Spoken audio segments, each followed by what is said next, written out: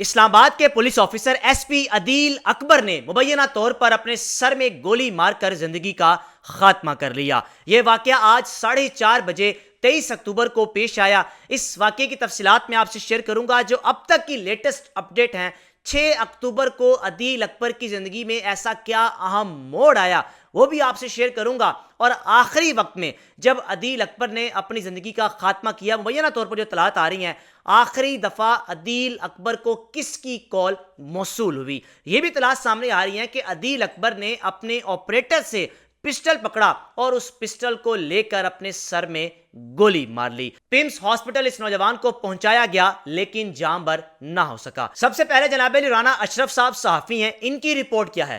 یہ کہتے ہیں کہ عدیل اکبر کیا ڈپریشن کا شکار تھے۔ اب ڈپریشن کس چیز کا تھا سنیے گا ذرا۔ مبینہ طور پر اپنی جان لینے والے اسلام آباد پولیس کے ایس پی عدیل اکبر کا تعلق جو کہ ضلع گجرات سے بتایا جا رہا ہے، اور ان کی 1 سالہ ننھی بیٹی تھی۔ عدیل اکبر کا تعلق پولیس سروس آف پاکستان کے 46ویں کامن سے تھا۔ وہ CSSP میں اپنے بیچ کے ٹاپر تھے۔ انہیں گزشتہ روز ڈینگی ہوا لیکن اس کے بعد بھی آج وہ اپنی ڈیوٹی پر موجود تھے۔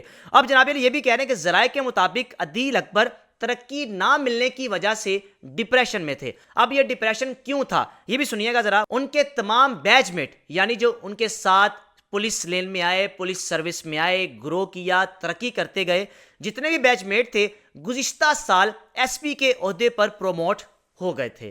یعنی جو ان کے بیچ میٹ تھے وہ گزشتہ سال ان کی ترقی ہوئی، ان کو ترقی ملی اور وہ SP کے عہدے پر پروموٹ ہو گئے، جبکہ عدیل اکبر کی آئندہ بورڈ تک ترقی کو ملتوی کیا گیا تھا۔ ASP عدیل اکبر اسلام آباد پولیس میں بطور SP 9 تعینات تھے۔ یہ رانا اشرف صاحب کی رپورٹ ہے جو کہ صحافی رؤف کلاسرا صاحب کے پیج پر موجود تھی۔ اس کے علاوہ 6 اکتوبر کو عدیل اکبر کی زندگی میں ایسا اہم موڑ آیا جو اول تو پاکستان کے لیے ایک فخر کی بات تھی اور ساتھ ہی ساتھ عدیل اکبر کا ایک بڑا کارنامہ تھا۔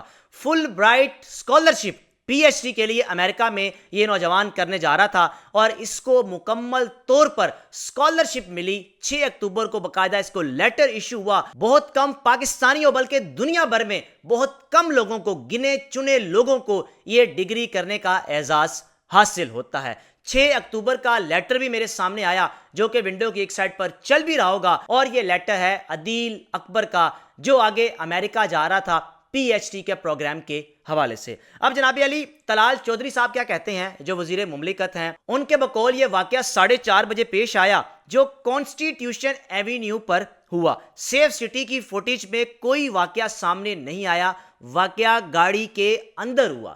یعنی اب تک جو اطلاعات سامنے آئی ہیں اس نوجوان نے جو اپنے سر پر گولی ماری ہے وہ ایک گاڑی میں بیٹھ کر ماری۔ موبائل جو کہ لاک ہے اس کا بھی فرانزک کیا جا رہا ہے کہ آخری کال کس کی موصول ہوئی، کس نے کال کی، اور آپریٹر کو بھی گرفتار کر لیا گیا جس نے اپنا پسٹل SP عدیل اکبر کے حوالے کیا، اور اسی پسٹل سے عدیل اکبر نے اپنے سر پہ گولی مار کر زندگی کا خاتمہ کیا۔ جو ونڈو کی ایک سائڈ پر آپ تصویر دیکھ رہے ہیں یہ آج کی تصویر ہے، یعنی ڈیوٹی پر موجود تھا یہ نوجوان عدیل اکبر۔